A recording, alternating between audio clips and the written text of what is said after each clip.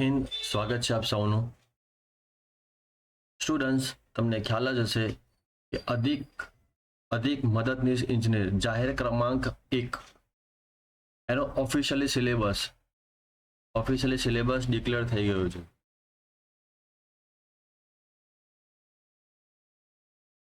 તમને આઈડિયા જ હશે કે 100 માર્ક્સનું જે છે એ ટેકનિકલ અને બાકીના 100 માર્ક્સનું નોન ટેકનિકલ હશે। ટોટલ 200 માર્ક્સનું પેપર હશે।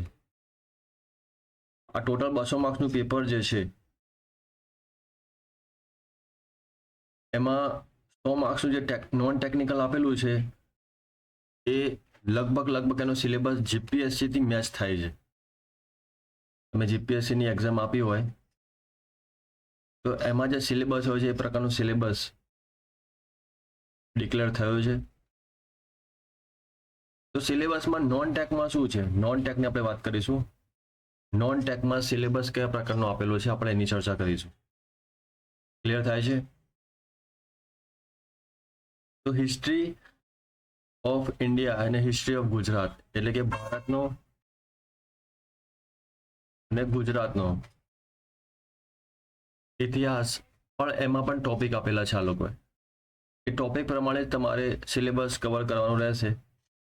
ગુજરાતના રાજવંશો મૈત્રક વંશ, સોલંકી વંશ, વાઘેલા વંશ, આના સિવાય બીજા તમારે કોઈ પણ પ્રકારનો વંશ કરવાનો નથી। 1857નો સંગ્રામ, ભારતનો સ્વતંત્ર સંગ્રામ, ઉદ્ભવ, સ્વરૂપ, કારણો, પરિણામો, મહત્વ, ગુજરાતના વિશેષ સંદર્ભમાં। ક્લિયર?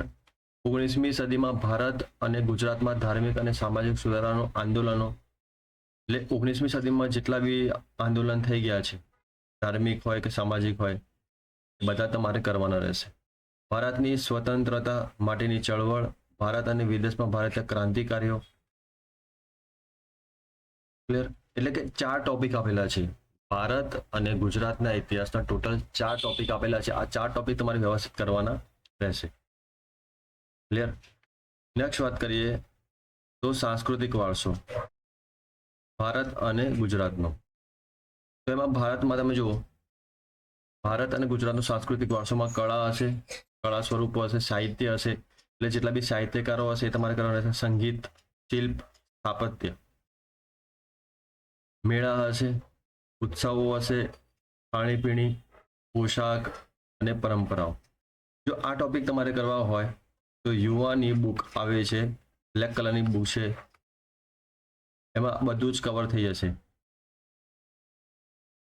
સરસ રીતે અંદર આપેલું છે, યુવાની બુક છે, બ્લેક કલરની જીકેની બુક છે, એમાં બધું જ કવર થઈ જશે।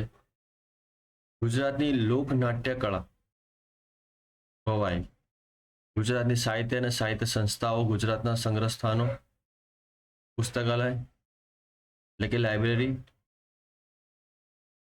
ગુજરાતના તીર્થ સ્થળો અને પર્યટન સ્થળો। 5 ટોપિક આપેલા છે ગુજરાત અને ભારતના સાંસ્કૃતિક વારસામાં। તમારે 5 ટોપિક કરવાના રહેશે। ઇતિહાસની આપણે વાત કરી લીધી, સાંસ્કૃતિક વારસો છે એની પણ આપણે ચર્ચા કરી લીધી। આગળ વાત કરીએ ભૂગોળ। તમે જોઈ શકો છો જે રીતનો જે સિલેબસ છે જીપીએસસી નો એ પ્રકારનો સિલેબસ અહીં આપેલો છે। ભારત અને ગુજરાતનું ભૂપૃષ્ઠ, મુખ્ય પ્રાકૃતિક વિભાગો, ભૂકંપ છે, જ્વાળામુખી છે, ભૂસ્ખલન છે, કુદરતી અફવા છે, મોસમી આબોહવાના પ્રદેશો છે, ચક્રવાત છે, કુદરતી વનસ્પતિ, રાષ્ટ્રીય ઉદ્યાન, અભયારણ્ય, જમીનના મુખ્ય પ્રકારો, ખડકો અને ખનિજો।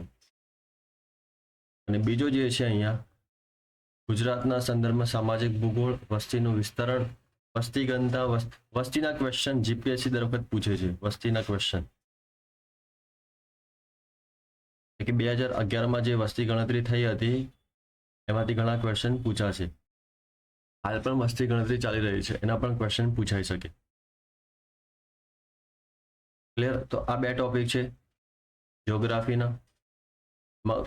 ભૌતિક ભૂગોળ હશે, ભારત અને ગુજરાતનું ટોપિકની આપણે ચર્ચા કરી।